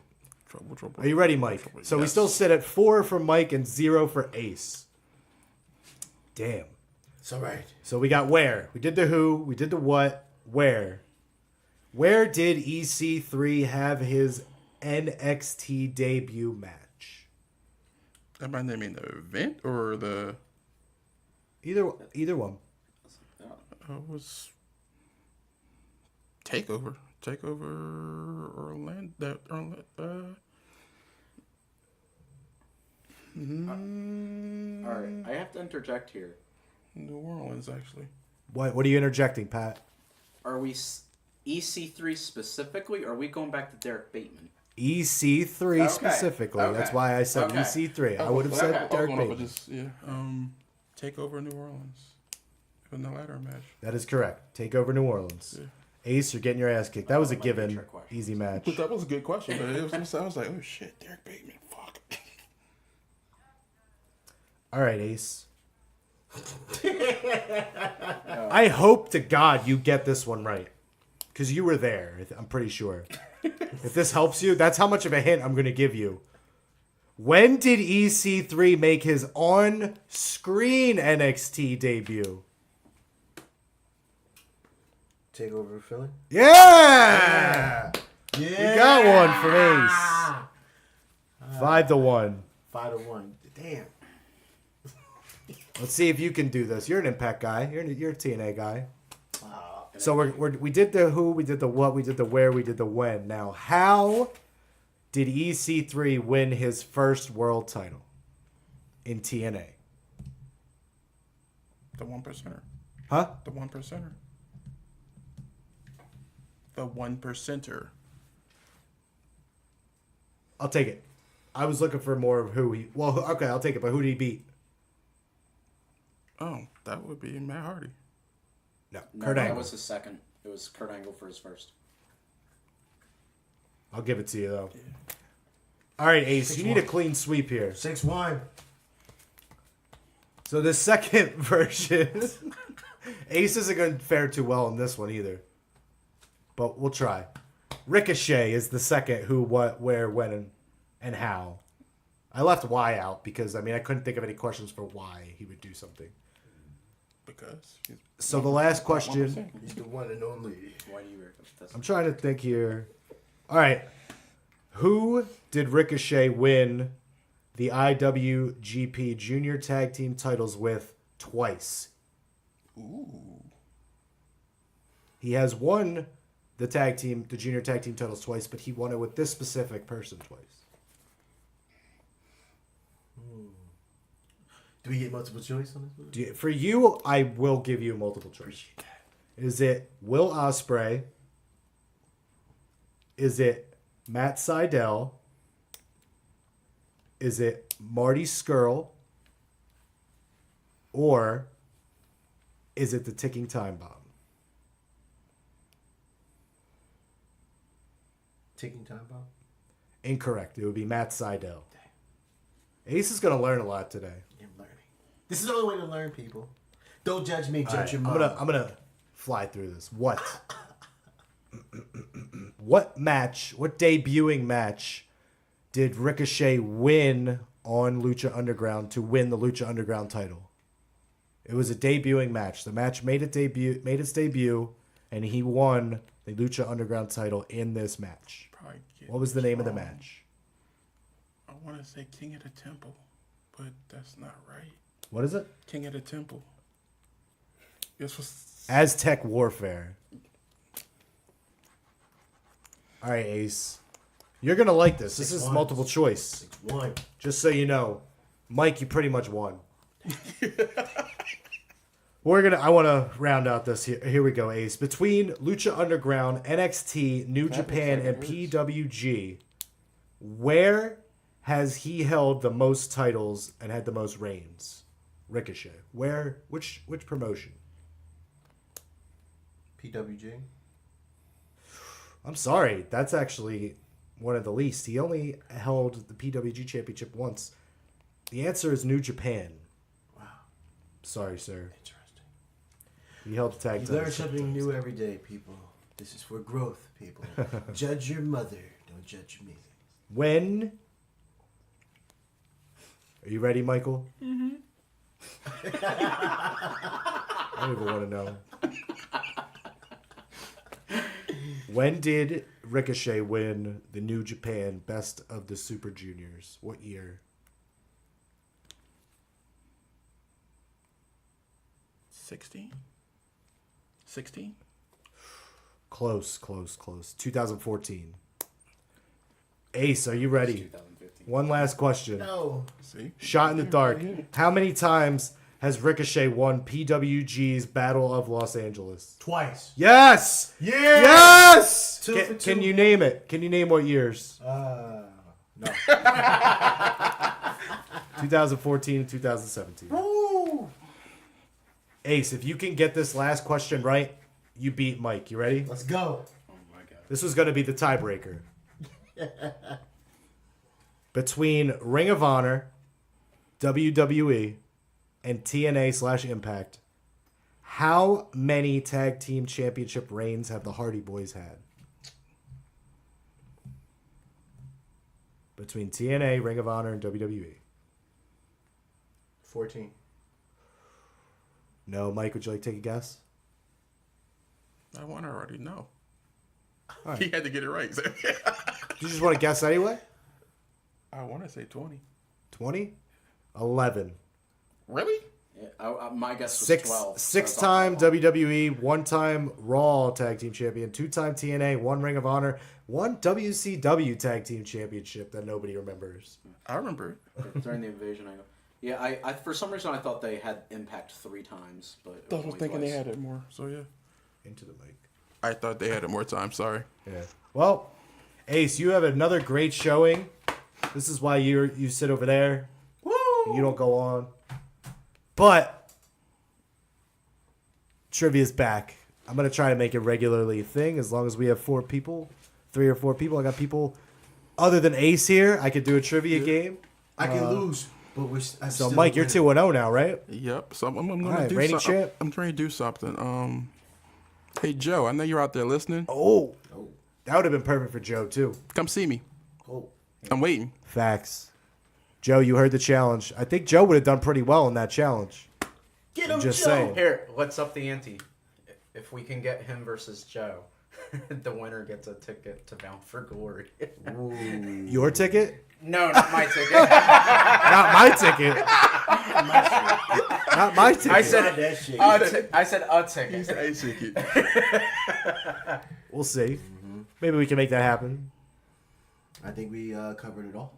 Did we? I think we covered it all. September 28th, Raise the Bar Wrestling. Yep. Make sure you guys all check it out. October 14th. Impact Bound for Glory. General admission still available. For all our Philly people, on Sunday, this Sunday, September 9th, we will be kicking off the NFL season over at Chickies and Pete's in South Philadelphia on Packer Avenue. So come out. I'll be there at 12. I'll probably be there till Whatever. Who knows? Yeah. I'll be there all day. We'll all be there. So come out, say hello. This Saturday, Down with the Sickness, CZW. CZW. Don't meet us there. Beat us there. Beat us there. That's Be in the right. building, brother. I will not be able to make that show, but the other 3 gentlemen here will be there. So you better go up and you better say hi and you better watch some awesome fucking wrestling from CZW because they're going to put everything they got into that for you guys. It doesn't matter how big the venue is. These guys, they show out. All right. So They show will them some literally love. bleed for you. Yeah, that too. Facts only. Follow us on Twitter at Wrestle Cave. Follow us Wrestle _cave on Twitter. Follow us on. Shout out to Reek for the follow Reek for the week. Follow Reek for the week. Just go find him and follow him. Go find him wherever he is.